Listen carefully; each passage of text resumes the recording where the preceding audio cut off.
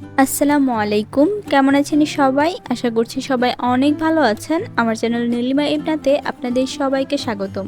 চলে এলাম আরেকটা নতুন ভিডিও নিয়ে। আর আজকে আপনাদের একটা টিউটোরিয়াল ভিডিও দেখাবো যে কিভাবে হাতের কাছে কার্বন পেপার না থাকলেও খুব সহজে আপনারা খাতায় আঁকা ডিজাইনটা কাপড়ে ছাপ তুলে নিতে পারেন।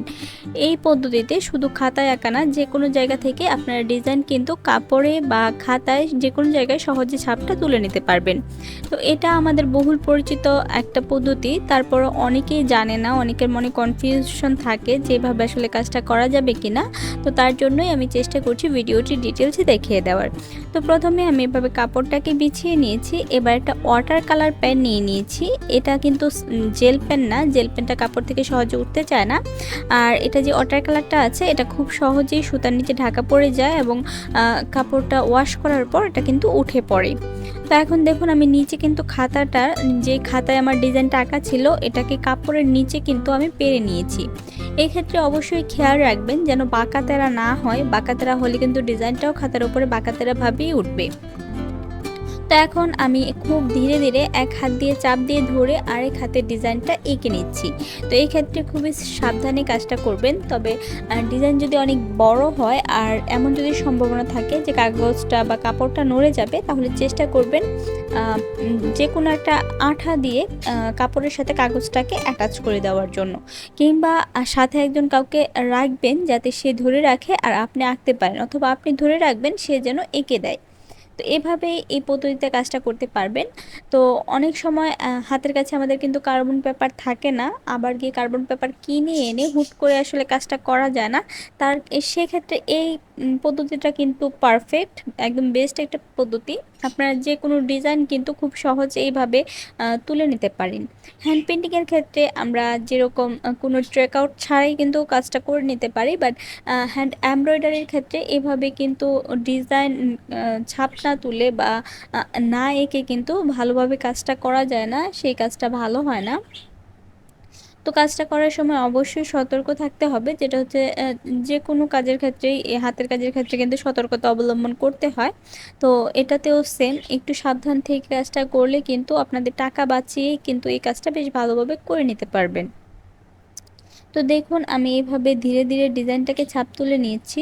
আমি একসাথে এখানে দুইটা ডিজাইন ছাপ তুলবো। আর এখন যে ডিজাইনটা আমি আর্ট করছি, এটা আপনারা রুমাল অথবা পিলো কাভারে তৈরি করে নিতে পারেন। পিলো কাভার অথবা কুশন কাভারটা যেহেতু ঘর সাজানোর কাজে ব্যবহার করা হয়, তো এটাতে এরকম ছোট ছোট কাজ দিয়ে কাজটা করলে কিন্তু দেখতে কিন্তু বেশ ভালো লাগে। তো আপনারা অবশ্যই কিন্তু ডিজাইনটা ট্রাই করে দেখবেন। আর আমি যে পদ্ধতিতে এখন ড্র করছি, আপনারা খাতায়ও সেম পদ্ধতিতে ড্র করে নিতে পারেন। জাস্ট ড্র করার আগে একটু ট্র্যাক আউট করে নেবেন, তাহলে দেখবেন যে ড্রয়িংটা সুন্দর হবে। তো এখন যে ডিজাইনটা আঁকছি এটাও বেশ সুন্দর একটা ডিজাইন। এটা হচ্ছে হার্ট শেপের মধ্যে। তো এক সাইডে হার্ট শেপ হবে আর আরেক সাইডে এরকম ফ্লোরাল কাজ হবে।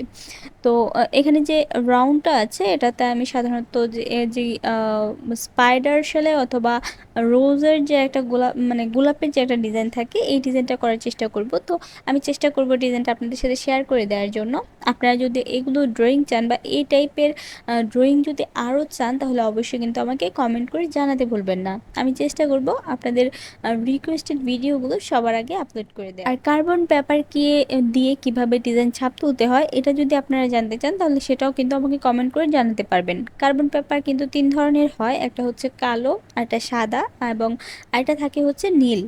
এই টাইপের সাদা যে কাপড়গুলো, এগুলোর জন্য সাধারণত নীল অথবা কালো কার্বন পেপার ব্যবহার করা হয়ে থাকে। তো হাতের কাছে যদি কার্বন পেপার না থাকে বা যারা কার্বন পেপার চিনেন না বা আশেপাশে নেই, তারা এই পদ্ধতিতে কিন্তু ডিজাইন ছাপ তুলে নিতে পারেন। তো কালো কাপড়ে কিভাবে ডিজাইন ছাপ তুলবেন সেটা কিন্তু একটু ট্রিকি ব্যাপার। সেক্ষেত্রে আপনারা যদি এটা দেখতে চান তাহলে অবশ্যই কিন্তু কমেন্ট করে জানাতে ভুলবেন না, আমি সেটার ভিডিও একটা টিউটোরিয়াল আপলোড করে দিতে পারবো। তো আজ এই পর্যন্ত আমার ডিজাইন ড্রয়িং করা প্রায় কমপ্লিট হয়ে গিয়েছে। এই ক্ষেত্রে আরেকটা বিষয়, যেটা আপনারা আপনাদের খাতায় আঁকা ডিজাইনের সাথে আরও যদি কিছু অ্যাটাচ করতে চান, সেটা কিন্তু খুব সহজে এখানে অ্যাটাচ করে নিতে পারবেন। তো এই তো আমার ড্র করা কমপ্লিট হয়ে গিয়েছে। ডিজাইনটি ভিডিওটি কেমন লাগলো, আপনাদের কোনো উপকারে আসলো কিনা অবশ্যই কিন্তু আমাকে কমেন্ট করে জানাতে ভুলবেন না। তো আজ এই পর্যন্তই, সবাই ভালো থাকবেন, আমার জন্য দোয়া করবেন। আপনাদের জন্য অনেক দোয়া আর ভালোবাসা রইল। চলে আসবো আবার নতুন কোনো ভিডিও নিয়ে। তো সেই পর্যন্ত সবাই ভালো থাকবেন। আল্লাহ হাফেজ।